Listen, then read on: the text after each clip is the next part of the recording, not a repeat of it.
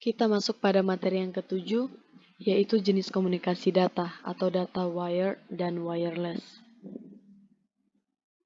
Komunikasi data adalah proses pengiriman dan penerimaan data atau informasi dari dua atau lebih alat seperti komputer, laptop, telepon genggam, dan alat komunikasi lain yang terhubung dalam sebuah jaringan, baik lokal maupun yang luas seperti internet.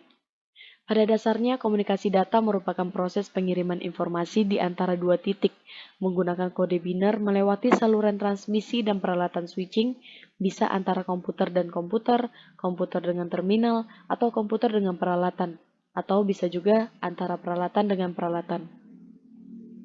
Pengertian lain komunikasi data yaitu transmisi data elektronik melalui beberapa media seperti pada kabel koaksial, fiber optik, microwave, dan sebagainya.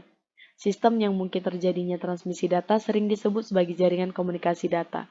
Secara umum ada dua jenis komunikasi data, yaitu infrastruktur terestrial dan satelit. Komunikasi data yang pertama yaitu melalui infrastruktur terestrial, yaitu menggunakan media kabel dan nirkabel sebagai aksesnya, membutuhkan biaya yang tinggi untuk membangun infrastruktur jenis ini. Beberapa layanan yang termasuk terestrial antara lain sambungan data langsung atau SDL, frame relay, VPN multi-service, dan sambungan komunikasi data paket atau SKDP. Jenis yang kedua melalui satelit. Menggunakan satelit sebagai aksesnya. Biasanya wilayah yang dicakup akses satelit lebih luas dan mampu menjangkau lokasi yang tidak memungkinkan dibangunnya infrastruktur terestrial, namun membutuhkan waktu yang lama atau berlangsungnya proses komunikasi. Kelemahan lain dari komunikasi via satelit adalah adanya gangguan yang disebabkan oleh radiasi gelombang matahari, dan yang paling parah terjadi setiap 11 tahun sekali. Komponen dasar dalam sistem komunikasi dapat dilihat seperti pada gambar. Komponen sistem komunikasi data, yang pertama ada sumber data. Komponen pertama yaitu sumber data, di mana tempat utama kumpulan data sekaligus informasi dapat dimunculkan kemudian dikirimkan. Sumber juga bisa diartikan sebagai sumber asal dari suatu perangkat yang berfungsi untuk menginput data serta mengirimkannya ke tujuan penerima data. Perangkat sebagai sumber memiliki bentuk yang sangat beragam, antara lain seperti kumpulan teks yang terdiri dari tulisan, gambar, maupun video. Semua data sekaligus informasi tersebut tersistem dalam satu kesatuan, kemudian masuk pada sistem komputer atau perangkat lainnya. Yang kedua, ada transmitter atau pengirim. Transmitter berfungsi untuk memproses beragam informasi data sebelum dikirimkan lewat media tertentu. Untuk mengolah data tersebut agar menjadi sebuah file yang dapat dibaca pengguna, memerlukan media yang disebut dengan transmitter. Transmitter ini membangkitkan kumpulan data terlebih dahulu, kemudian mengolah dan memprosesnya sedemikian rupa. Setelah data tersebut diolah menjadi kategori teks tertentu, maka akan diubah dan dikirimkan melalui perangkat lain dengan bentuk sinyal analog. Kemudian dikirimkan dan disalurkan kepada perangkat sebagai penerima data. Salah satu contoh dari transmitter seperti modem yang fungsinya mengirimkan digital bitstream dari satu perangkat ke perangkat lainnya. Komponen yang ketiga ada media pengiriman atau sistem transmisi. Media yang fungsinya membawa sinyal dari sumber transmitter menuju penerima. Tugas sistem transmisi secara khusus yakni mengirimkan data sekaligus informasi ke sumber penerima. Bentuk dari sistem transmisi seperti sebuah jalur yang sangat beragam. Ada yang tunggal dan ada juga yang cukup kompleks. Jalur tunggal hanya perlu melewati satu jaringan, sedangkan lewat jalur kompleks memerlukan beberapa rangkaian sistem tertentu. Contoh sistem transmisi yakni copper media, wireless media, dan optical media. Komponen yang keempat yaitu penerima. Komponen penting selanjutnya adalah perangkat yang dimiliki oleh penerima data atau informasi. Perangkat tersebut berfungsi untuk menerima sinyal yang telah dikirimkan oleh sistem transmisi. Proses penerimaan tidak dilakukan secara langsung, karena melalui tahap seperti saat proses transmitter sedang bekerja, contohnya yakni pada workstation. Dalam bentuk fisiknya, penerima dapat berupa komputer personal untuk fungsi informasi secara umum. Komponen yang kelima ada pengirim dan tujuan. Penerima sebenarnya tidak dapat menerima data tersebut secara langsung, karena data masih perlu diubah ke bentuk data awal saat dikirimkan. Data terlebih dahulu diproses ulang, sama seperti pada kinerja transmitter. Setelah data dapat dikembalikan bentuk awalnya seperti sebelum dikirimkan pada tahap awal, barulah data utuh bisa diterima dalam bentuk teks. Software aplikasi digunakan untuk menjembatani informasi ini menuju pengguna jaringan komputer. Komunikasi pada Internet of Things. Komunikasi data menjadi sebuah urusan penting dalam pengembangan sistem Internet of Things. Tanpa adanya konektivitas, data pada device tidak akan sampai ke sistem. Sarana komunikasi device pada sistem IoT bisa beragam. Koneksi seluler, satelit, Wi-Fi, Bluetooth, low power wide area network, dan lainnya. Pemilihan konektivitas selalu disesuaikan dengan kebutuhan pengguna. Untuk industri yang menggunakan banyak device kecil di area yang luas seperti pada pertanian dan penyaluran listrik, LPWAN adalah jenis konektivitas yang tepat. Sedangkan untuk industri finansial yang memerlukan keamanan tinggi, SD-WAN dan Managed Service Connectivity adalah komunikasi yang tepat.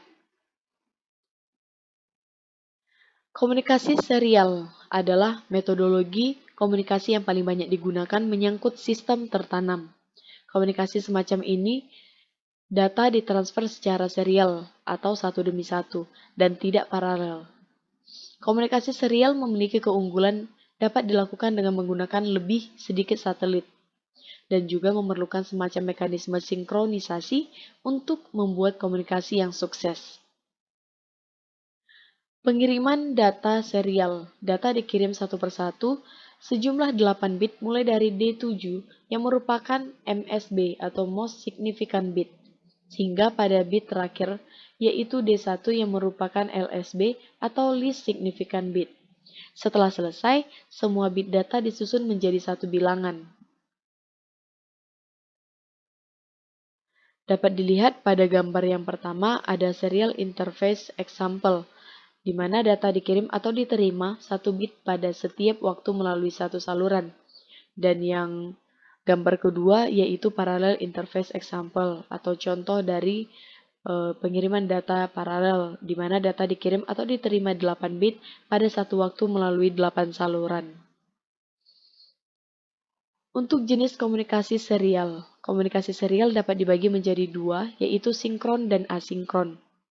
Di mana komunikasi sinkron, baik pemancar maupun penerima berbagi jam yang sama untuk tetap sinkron satu sama lain. Untuk komunikasi asinkron, jenis komunikasi serial asinkron tidak memerlukan sumber jam yang sama antara pemancar dan penerima. Kedua sisi bekerja sesuai dengan jam independennya.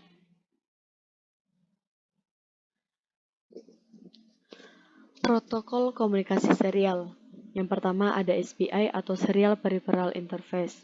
Protokol ini merupakan protokol komunikasi serial tipe sinkron yang terdiri dari dua jalur data, yaitu MOSI dan MISO. Satu jalur pewaktuan atau SCK dan jalur slave select atau SS. Berikut adalah beberapa istilah yang harus diketahui. Yang pertama ada master, di mana master adalah perangkat yang menyediakan pewaktuan untuk komunikasi. Slave, yaitu perangkat selain master yang menggunakan clock master untuk berkomunikasi.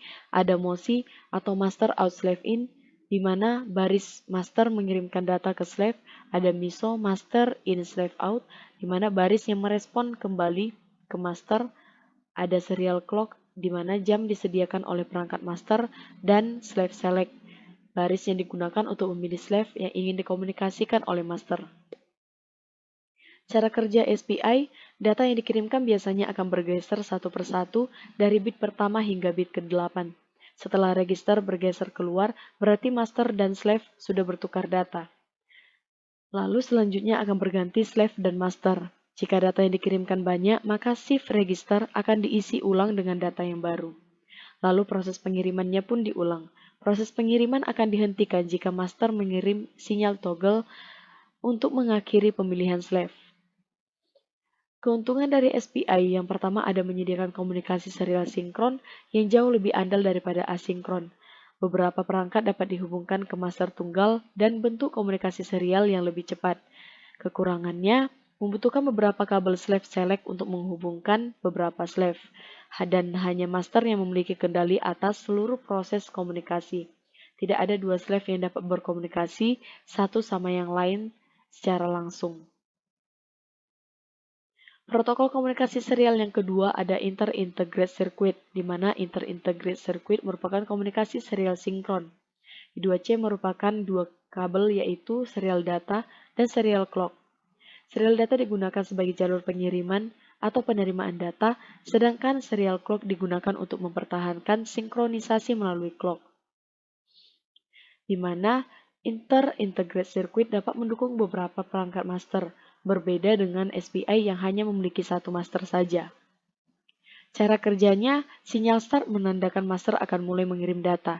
Sinyal ini terlihat di bagian kiri berupa perubahan tegangan serial data dari 1 menjadi 0 pada saat SCK 1. Yang kedua, sinyal stop menandakan master akan mengakhiri komunikasi data. Sinyal ini terlihat di bagian kanan berupa perubahan tegangan serial data dari 0 menjadi 1 pada saat SCK 1. Dan sinyal ACK merupakan sinyal balasan dari slave setelah menerima data 1 byte. Pada kondisi ini, slave menarik serial data menjadi low selama satu sinyal clock. Keuntungan dari inter-integrate circuit, beberapa master dan beberapa tidak mendapat dihubungkan bersama, dan hanya dua kabel yang diperlukan untuk komunikasi ini, di mana kekurangannya yaitu lebih lambat dibandingkan SPI karena dapat banyak pekerjaan pembingkaian yang dilakukan dalam protokol ini. Protokol komunikasi serial yang ketiga ada Universal Asynchronous Receiver and Transmitter dan Universal Synchronous Asynchronous Receiver and Transmitter. Memiliki perbedaan, UART hanya melakukan komunikasi serial asinkron, sedangkan USART dapat melakukan proses komunikasi serial baik sinkron maupun asinkron. Universal Asynchronous Receiver and Transmitter hanya menggunakan dua kabel yaitu RX dan TX. Dengan syarat harus terhubung ke ground yang sama. Karena tidak diperlukan clock, kedua perangkat harus menggunakan clock internal independennya agar berfungsi. Namun ada istilah yang disebut baud rate yang membantu perangkat ini untuk tetap sinkron dengan memperbaiki kecepatan pertukaran data. Baud rate mengacu pada jumlah bit data yang ditransmisikan per detik, sehingga kedua perangkat harus bekerja pada baud rate yang sama untuk mempertahankan fungsinya yang tepat. Di mana pin UART, TX dari satu perangkat mentransmisikan data ke pin RX perangkat lain, dan demikian pula TX yang terakhir mentransmisikan data ke RX perangkat sebelumnya. Ini adalah bagaimana pertukaran data terjadi, di mana sebagai catatan, kedua perangkat yang berkomunikasi harus memiliki kesamaan atau ground. Contoh penggunaannya yaitu transfer data dari microcontroller ke microcontroller atau dari microcontroller ke komputer. Untuk cara transmisi data UART, start bit ditambahkan pada setiap awal data yang akan ditransmisikan. Start bit digunakan untuk memberikan peringatan kepada penerima bahwa data akan segera dikirimkan, dan memaksa bit-bit sinyal di penerima agar sinkron dengan bit-bit sinyal di pengirim. Setelah start bit, kemudian diikuti dengan bit-bit data yang dikirim. Setiap bit dalam transmisi ditransmisikan sama dengan jumlah bit lainnya. Penerima mendeteksi apakah bit yang diterima adalah 1 atau 0. Misalnya jika dibutuhkan 2 detik untuk mengirim setiap bit, maka penerima akan menerima sinyal untuk menentukan apakah itu adalah 1 atau 0 setelah 1 detik berlalu. Selanjutnya, penerima akan menunggu 2 detik dan kemudian memeriksa nilai bit berikutnya dan seterusnya.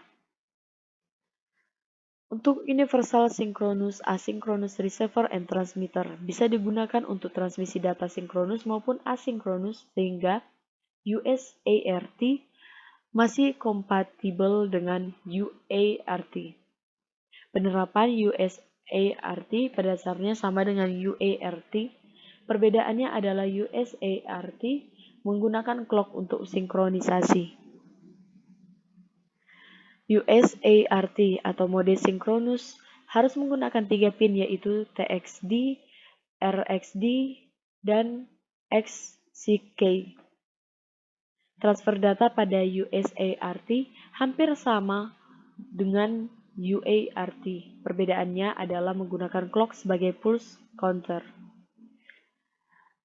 Komunikasi data wireless. Komunikasi wireless atau nirkabel adalah komunikasi atau transfer informasi jarak jauh tanpa menggunakan konduktor listrik atau kawat sehingga jaraknya semakin luas. Komunikasi wireless dikembangkan untuk meningkatkan fleksibilitas penggunaan perangkat sehingga tidak terbatas pada jarak dan ruang. Contoh wireless ada Wi-Fi, Bluetooth, LoRa, Zigbee, seluler, dan lain-lain. Di mana yang kita bahas pada komunikasi data wireless yang pertama yaitu ada Wi-Fi. Wi-Fi menggunakan sinyal radio sebagai komponen utama untuk berkomunikasi. Radio frekuensi yang umumnya digunakan adalah frekuensi 2,4 GHz dan 5 GHz. Router atau access point akan menerima data dari internet, lalu akan diterjemahkan menjadi sinyal radio, lalu kemudian akan ditransmisikan dari antena Wi-Fi dan dipancarkan ke perangkat-perangkat penerima. Di mana Wi-Fi menggunakan standarisasi 802.11 yang ditetapkan oleh IEEE. Wi-Fi yang digunakan sehari-hari menggunakan frekuensi tertentu agar dapat saling berkomunikasi. Pemilihan frekuensi tergantung dari penggunaannya, di mana kecepatan pada 2,4 GHz up to 150 Mbps, sedangkan pada 5 GHz up to Gbps. Komunikasi data wireless yang kedua ada Bluetooth, di mana Bluetooth adalah sebuah teknologi komunikasi wireless yang beroperasi dalam pita frekuensi 2,4 GHz, unlicensed ISM atau Industrial Scientific dan Medical dengan menggunakan sebuah frekuensi hopping transceiver yang mampu menyediakan layanan komunikasi data dan suara secara real-time antara host-host Bluetooth dengan jarak jangkauan layanan yang terbatas. Yang ketiga ada Bluetooth Low Energy. Bluetooth banyak dikembangkan untuk perangkat yang membutuhkan koneksi jarak dekat seperti smartwatch, wireless headset, mouse, keyboard, dan lain-lain. Saat ini Bluetooth dikembangkan untuk efisiensi daya yaitu Bluetooth Low Energy, yang merupakan protokol terbaru dari Bluetooth dan merupakan bagian dari protokol yang lebih besar yaitu Bluetooth 4.0. Specs ini mencakup Bluetooth LE, Bluetooth High Speed, dan juga Bluetooth Classic. Contoh penerapan Bluetooth pada IoT. Bluetooth Low Energy merupakan alternatif yang sangat baik untuk digunakan dalam komunikasi IoT karena konsumsi daya yang rendah, latensi rendah, kemampuan transfer data yang baik, dan memiliki keamanan yang memadai. Namun, terdapat kelemahan yaitu jarak komunikasi yang terbatas sehingga lebih cocok digunakan untuk komunikasi perangkat dalam satu area. Jenis komunikasi data wireless yang keempat ada long range. LoRa atau long range merupakan sistem komunikasi wireless untuk Internet of Things, menawarkan komunikasi jarak jauh dan berdaya rendah. LoRa merupakan teknologi IoT yang dibangun oleh Sicleo of Grenoble di Prancis lalu diakuisisi oleh Semtech pada tahun 2012 dengan menggunakan frekuensi 433, 868, 915, dan 923 MHz, tergantung regulasi negara. Indonesia oleh Kominfo akan mengikuti standar frekuensi LoRa yang ditetapkan oleh LoRa Alliance untuk kawasan Asia yaitu pada frekuensi 923 sampai 925 MHz.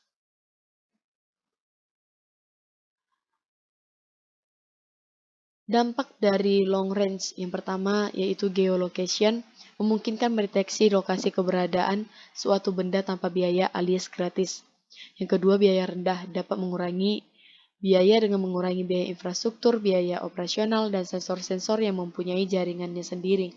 Yang ketiga, ada terstandar, dibuat agar dapat berinteraksi dengan dan berfungsi dengan produk atau sistem lain. Yang keempat, dayanya rendah dengan konsumsi daya yang dibutuhkan hanya berkisar dari 13 hingga 15 mA, sehingga Baterai dapat bertahan 20 tahun.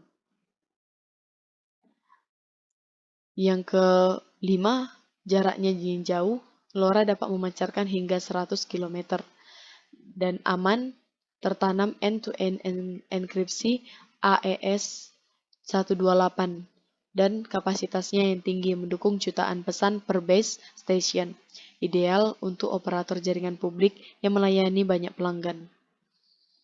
Di mana contoh penggunaan LoRa? LoRa diterapkan untuk pengiriman data dari sensor yang gateway yang berupa LoRaWAN atau LoRa Gateway. Gateway tersebut dapat terhubung ke server IoT, yaitu AWS IoT. Produk LoRa. LoRa memiliki berbagai jenis sesuai dengan frekuensi dan spesifikasinya, seperti yang dapat dilihat pada gambar, di mana ada LoRa jenis SX1272, SX1273, XX1276, SX1277, SX1278, dan SX1301. LoRa menggunakan modulasi chip split spectrum yang telah diadopsi oleh IEEE untuk standar Low Rate Wireless Personal Area Network. Beberapa istilah dasar pada chip split spectrum. Yang pertama ada bit, di mana satuan dasar informasi digital yang bersifat biner. Bitrate adalah laju perubahan bit tiap satuan waktu. Yang kedua, simbol, di mana satu simbol dapat memuat beberapa bit data, dapat berbentuk waveform, form, ataupun kode. Simbol rate adalah laju perubahan simbol tiap satuan waktu. Yang ketiga ada chip, di mana satuan elemen dalam konteks chip split spectrum yang berbentuk pulsa.